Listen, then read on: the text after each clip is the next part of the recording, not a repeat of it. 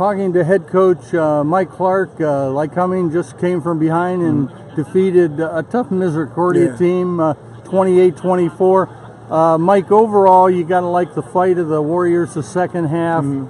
Still some mistakes in there, especially between the quarterback and center. But our passing game, I mean, Chase hit some key receivers, and Blake Bowman, he took the game on his shoulders a little bit. He did. So it was sloppy, John.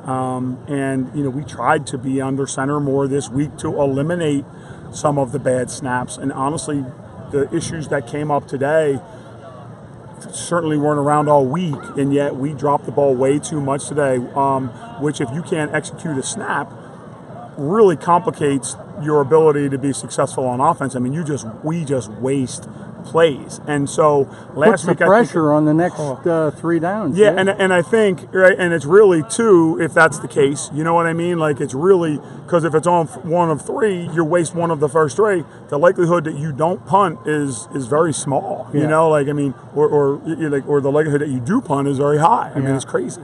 Yeah, but all in all, Blake Bowman, 2 touchdowns. It's good to see him get in there. What was impressive to me with Blake, with 5 minutes and so to go, running up the middle and get 8, 9 yards, 10 on occasion, to keep that clock running. Yeah, so we, some of the things we got too late, we thought we could do. They really limited our ability to run, and were really pressuring us. So we got to some things, throwing the ball with some maximum protections to try to push the ball down the field versus some man-to-man coverage, and had some reasonable success. But late in the game, we want to run the football, and it was nice to have some success lining up and running the ball.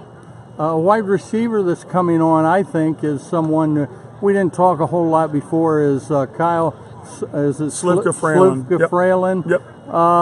Boy, he's got good hands and seems to be in there a lot of times. He's a good player. He is. Kyle's a good player. Nick's a good player. John Kim, Keegan Morrison, Michael Mulvihill had a catch or 2 today. Chase Williams. John, I really like our wide receivers. They're inexperienced. There's only 1 senior, 1 junior, but they're a talented group. Yeah.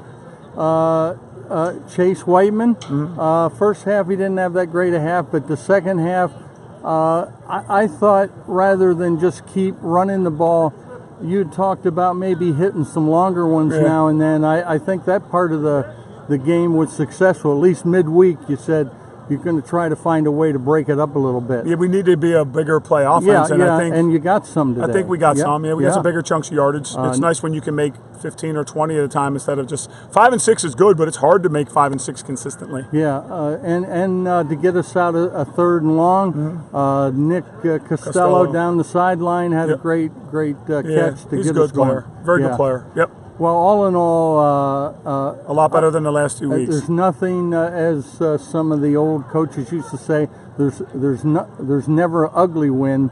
Some are just a little better than others, and that's fair. I'll take that. and Lycoming gets to go home, celebrate a little bit, and get ready for Widener next week. A home game at we'll have our hands full. 1:30. But we'll get ready to play. We have to. It'll be a challenge. They're a good team. They're well coached. We got a lot of things to fix if we want to be able to be in that game and have a chance to win. So thank you. Have a good week. I appreciate it, John. Thanks for coming out.